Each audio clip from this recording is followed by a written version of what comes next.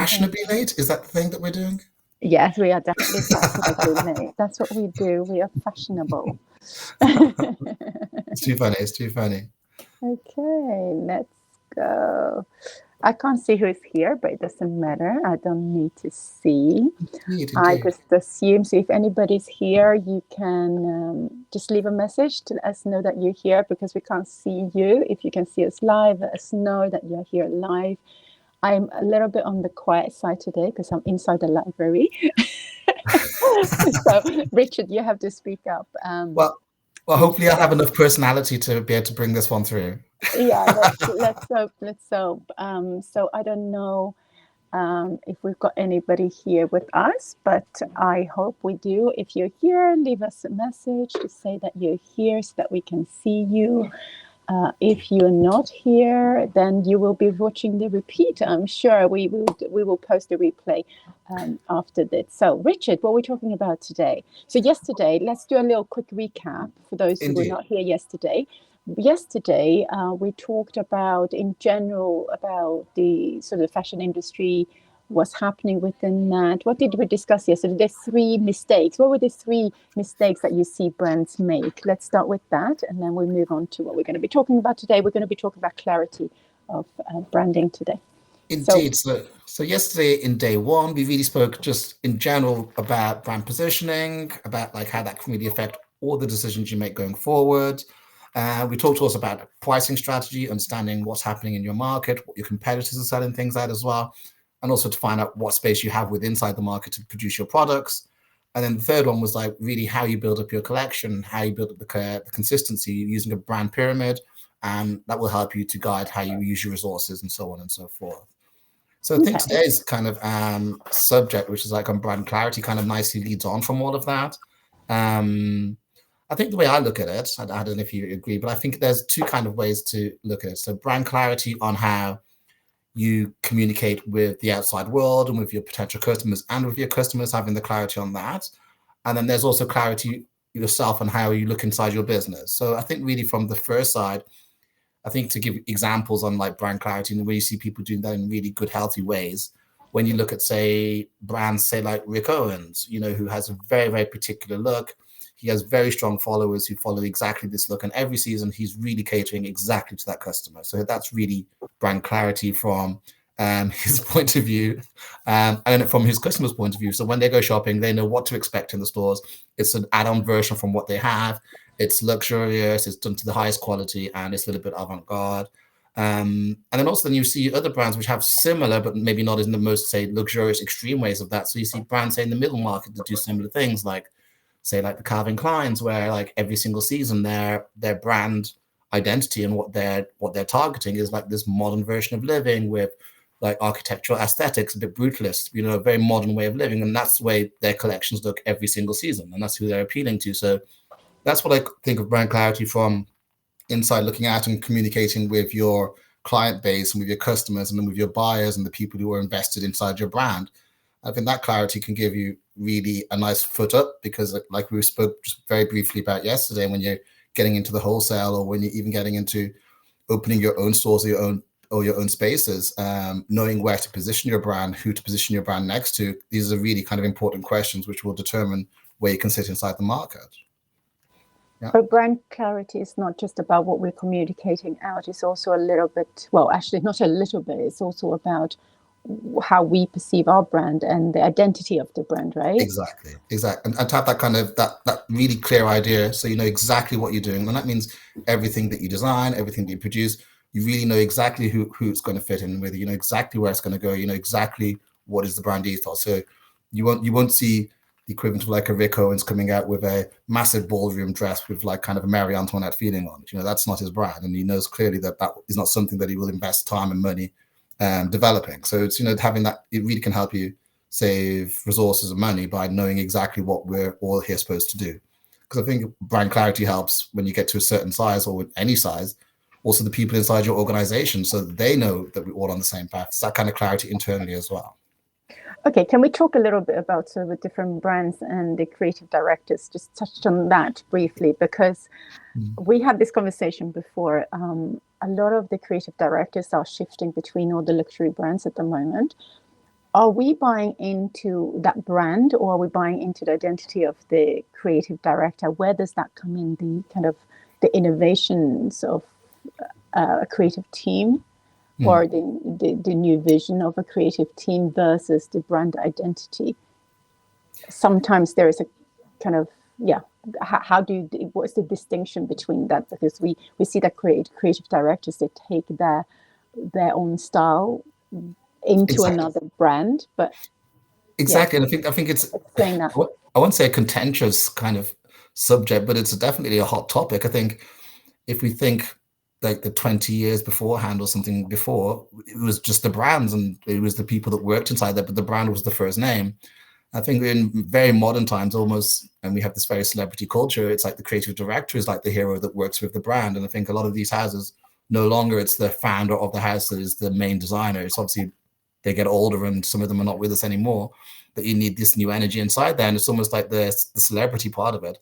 You have incredible creative directors, of course. I mean, we can name so many of them, like the Heidi Salamis, like the Ricardo Tishis, all of them like that. Alexander Michele, for example, like this, that says it's a big move from when he was there at Gucci, transformed completely the styling, really kind of focused in on what the brand stood for, kind of developed on that, gave them incredible bestsellers, incredible fortunes that they had never seen before. And then he's left. Now he's gone to Valentino, which is incredible.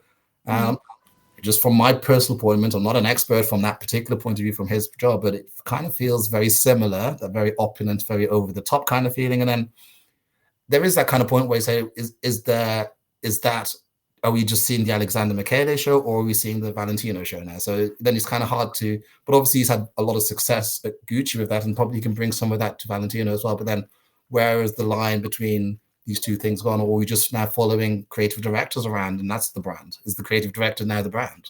It's that kind of maybe feeling in between those two things. So in terms of, if we go back to brand clarity, is it, so would you say that luxury brands, it's a brand identity as such, or do we have to distill it further than that? How Well, do we distinguish between different brands that are on the higher luxury bracket? They all seem to belong to one, and all of the creative directors move around that. indeed. Yeah. So how do you then stand out in that market to be different? Yeah, and I think this is how. Yeah, this is such a such a loaded question. I love it. Sorry. Yeah, I think yeah. So of course, I think the dedicated shoppers to each individual brand will be dedicated shoppers for. I think at that level as well, when you're spending not hundreds but thousands on dresses and etc., there are dedicated customers. So of course, there are going to be some people that fall out of that relationship where it's going to be they're just following the creative director. There's people that are following Alexander Michele from Gucci. Now they're going to be now Valentino shoppers. You know that kind of thing exists, and that level, you know, and you see even with the models and the campaigns, it is that is the world that we live in. So in a way, it's the clarity is maybe with the creative director on that, but I think the clarity can also be built and changed. You know, so you can change the customers that you were working with. If you remember, way before Alexander Michele, we had Tom Ford, and he was very, very clean and very sleek and very sexy, and that was what their brand clarity was, and that's who they were selling to, and they had a massive following from like all the footballers' wives and this very sexy silhouette and this very sexy aesthetic, which is what they were going for. And then Alexander Michele came in and he really kind of not flipped that, but he made the styling more accessible. So actually this maximal feeling where you had like not just two pieces in an outfit, it had 10 pieces and then there was different price points in there, which means it could reach a much wider audience. So you could say, wow, I love that outfit. I can afford to get the sunglasses, that kind of logic. And that's what really boosted their sales because these campaign images and this idea was reaching much, much wider than it was ever previously before.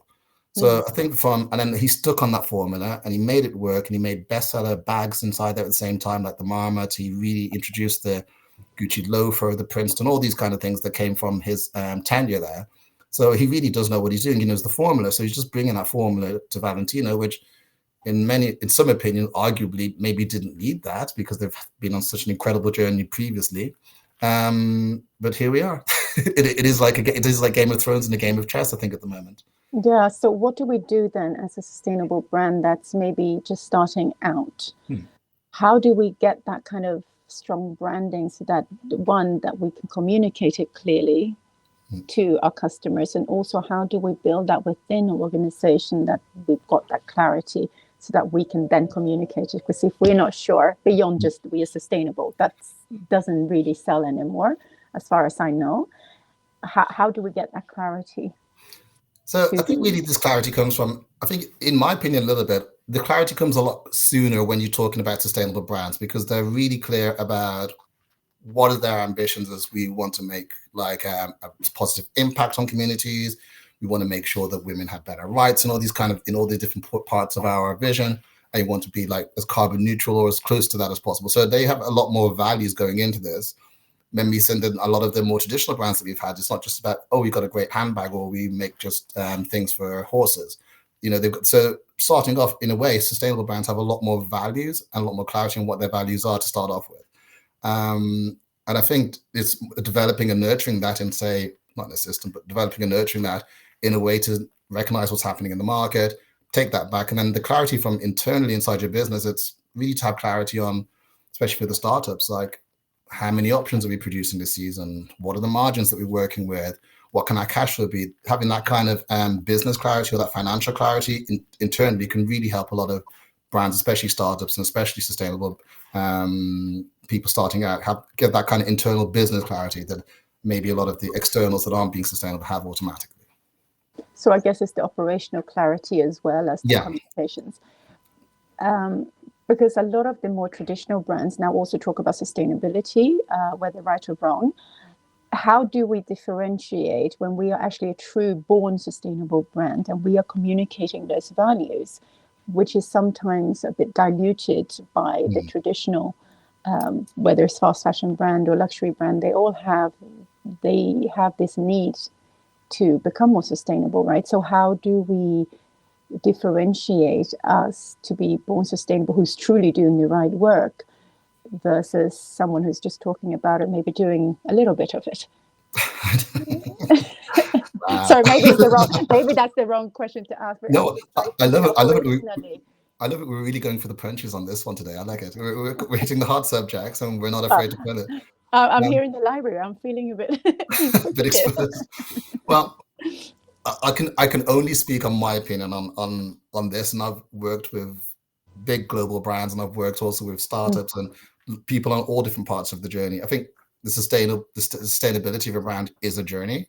That's number one. So I think that everybody is on the way, or should be at least on the way, making the efforts to being sustainable. So I think that inside the sustainable world and inside the world of fashion, we have this kind of hierarchy on who's doing the 100% part of it, who's doing but everybody's trying. So we kind of have that little bit of a class system within inside the business. And I think a lot of sometimes the big pushback comes from a lot of the smaller ones who have the luxury that every single thing I do is 100%. Why is my voice not being heard louder than the multi-billion or the billion-dollar company over there? That's maybe they're doing the best at the time, but it's maybe only 1% of the garments that they make, but they've got a massive space and a massive voice, and they have all these shop fronts, and they've got these spaces inside their stores at H&M with their sustainable product, which is less than 1% of all the products they produce in a year. So there is that question. And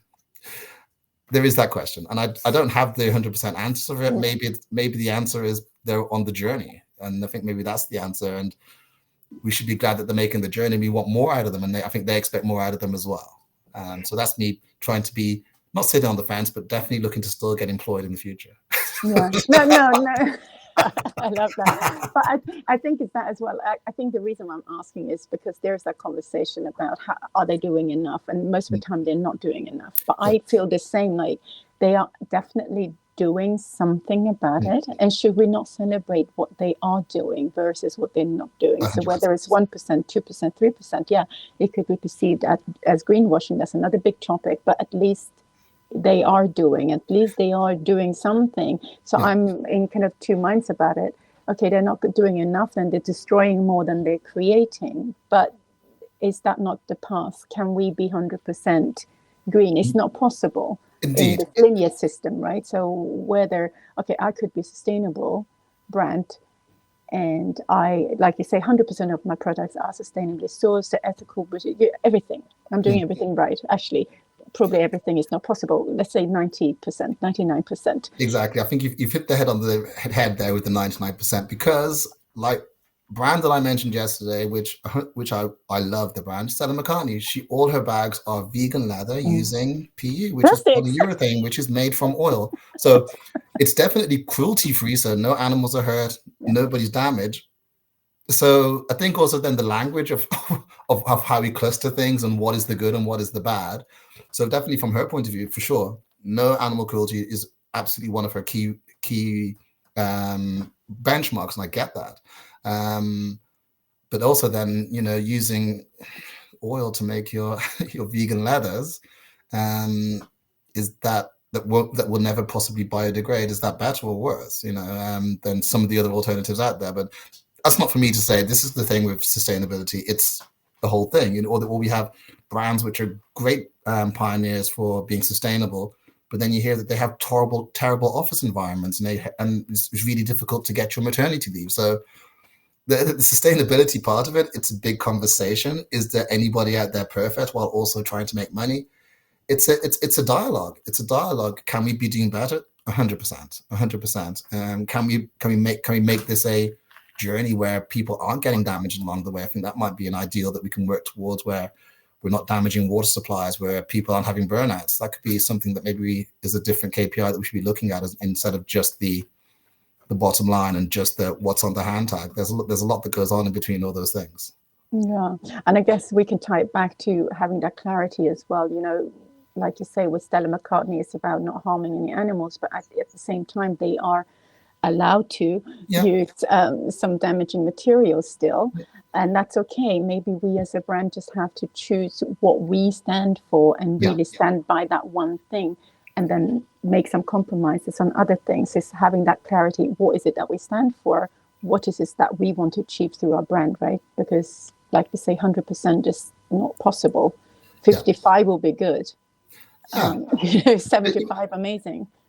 Exactly. I think it's like I said, it's being on that journey. It's being part of the journey, being part of the discussion. I mean, I think like back in the time when everything was done well, with the amount of water was needed to make a pair of denims was so high, and now we can do a lot of those treatments using lasers. So the technology will come and support the journey, and still a lot of the things that we're doing now might seem still very backwards in the future. There's a lot of, thank goodness, there's a lot of like new innovation, a lot of things coming through the pipelines, which will change a lot of this and will make it standard, and also price-wise standard as well, and affordable.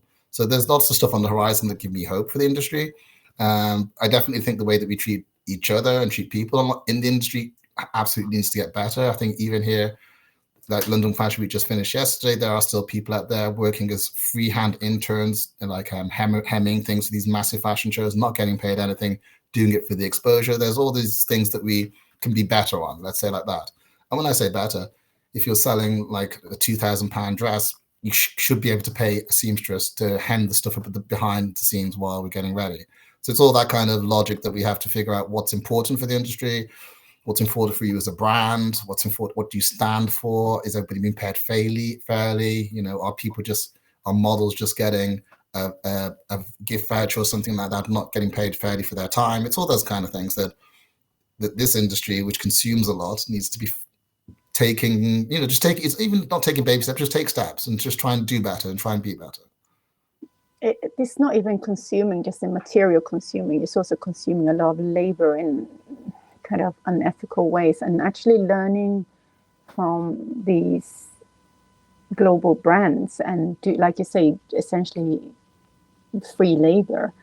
It's almost accepted, and it's actually very difficult to get to that position to learn from them, right? So I would love to work for them for free. But that's where we are. And I think in a way, is it good or is it bad? I don't know. You guys tell us, is it good or is it bad? Should it be allowed? But, internship has always existed through every industry. Yeah, I'm totally on board with the internship side of things. But I think also then when you get into the main side of your career, because not everybody can end up as a fashion designer or have their own brand, and they find themselves in the system working for brands and some of these incredible global brands. And I can be really straightforward to you. Some of the biggest brands with the most incredible showrooms in Paris, they're not paying great money. Actually, you probably get a better salary working for some of the some of the shop, like your equivalent of like a Tesco's, who have their own range, but they want to be sustainable and have a big buying power, and they can afford to pay you properly. So how can you make a difference? Maybe it's not doing the most glamorous thing, but you can. There's definitely ways that you can be rewarded for your time and nurtured and carried through without having to be like a little bit like the devil's wear Prada, that kind of feeling, that kind of archaic feeling inside the industry is still real. Yeah. It's not just a movie, right? No, So absolutely. It's based on quite a lot of facts. and if you are listening, if you're a brand owner, do let us know what you believe in, what you think is important to your brand. Because, like we mentioned just now, like we can't be 100%. But what's the one thing that you think is really important to support, either as a consumer or as a brand owner? So let us know in the comments if you're listening. And what else? What's happening in the fashion? You went to the fashion week yesterday. Was there anything happening in there that you noticed that was worth me. mentioning? So you know me, I'm mostly there for the cheap wine. So that's why I'm mostly showing up, because because everything else I can find digitally. So just to catch up and touch the flat, and have some wines. And of course, it's in London, so you have everybody's out in the street looking there over the top best.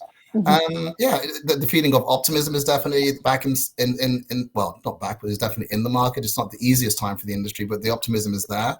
I think they're seeing a lot of middle market, let's say consumerism, of people that were shopping at luxury shopping, like let's say more middle brands. And I think the cost, let's say, how do I say it in the nicest way? I think like the cost and value for what they see from luxury maybe isn't equating to what they're going to take as acceptable. I think there's been a lot of scandals in there, from like what's happening with the Dior purses, etc., where people are maybe not seeing the value in these luxury brands in the way that they used to. And now there's a lot of space in the middle ground for good alternatives, good quality alternatives, sustainable alternatives that people are excited to see. So I'm definitely about the product, and I think creating new product and desirable product is the way forward. And I think that should be your first point. Definitely do it in a sustainable way. Definitely do it without hurting people. And I think you can get a share of the market, because there's definitely opportunities there. Because the cost, the benefit of having to queue for 6 months and buy on continuals before you can get accepted for a handbag, those days are limited, and they're for the very few. But the rest of us, we have real lives and real life issues. Yeah, we do, sadly. So what do you think, just to wrap up, what do you think is happening within the luxury market? Maybe some people not as involved in that market. What's going on at the moment? You mentioned Dior. We've got Gucci going down with the prices. I think there's only one or two people that have been able to advance this, and I think that's Hermes. But as you know, they have the market completely locked, where you have to do so many different things before you can achieve what is it you actually want to buy. So they're number one, who the only people who come out of this with a 19% growth. Gucci was down 26%. They've changed their creative director. They're on like a kind of a rebuilding plan. Burberry, they've put into action their kind of recovery plan, where outerwear is now going to be their main focus. I think I saw that yesterday in the show. So all those things they're putting into work, but it's not easy out there. And I think a lot of these brands had lost their way a little bit with just the excess of money, and people didn't really care. You could just throw anything at it. But I think now in these harder, more difficult times, people are really being careful about what they're spending and why they're spending it, and how is this happening. And I thought I was buying a quality product made in France, and maybe it's absolutely not made there. So why is it still the same price? There's all these kind of questions, and the transparency of it that people can find out now these days, because everybody's is a journalist. They have their camera in their phone and they can figure stuff out. So I think that's a great thing to have. But it's definitely holding the torch up to a lot of the things that we hold as true, and then what is true. And I think in this industry, we need more. But there is an opportunity, though, with all of these shifts within 100%. The market there. So where do you see the biggest opportunity at the moment? Well, like how I see about it, I think this kind of, when we did like this brand positioning exercise, I do it all the time with brands, where you have your x-axis and your y-axis, and you have like your very relaxed kind of stable brands on this side, which is very classic, and you have your very directional brands. So at the moment, we have a lot of directional brands at a very high price point. And in the middle part of it, where it's kind of directional brands, but without the very excessive price points, which can be achieved, there isn't so much competition in there in lots and lots of different sectors. So I think this nice middle ground, which is mostly unpopulated, there's an opportunity there, because gone are the days where you need the £1,000 sweatshirt. Maybe a £450 sweatshirt, which is still a huge amount of money, and there's a lot of margin available inside that if you can find the correct sourcing and the correct materials.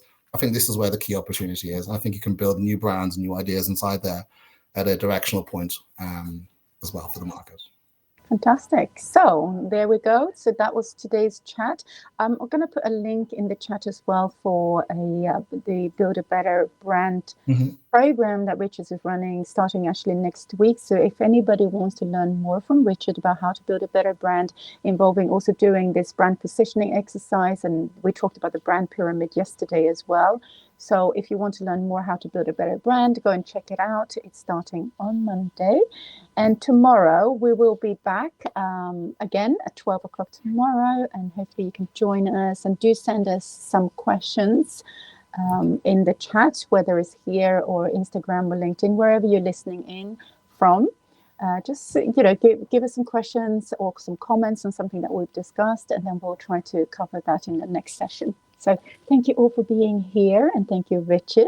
I'm so glad we made it today. I'll see you tomorrow. Have a fantastic day. And I'm going to try and continue to synchronize outfits with you. I don't know how we're doing this, but we're synchronizing outfits every day almost. Oh, yeah. We almost did that yesterday.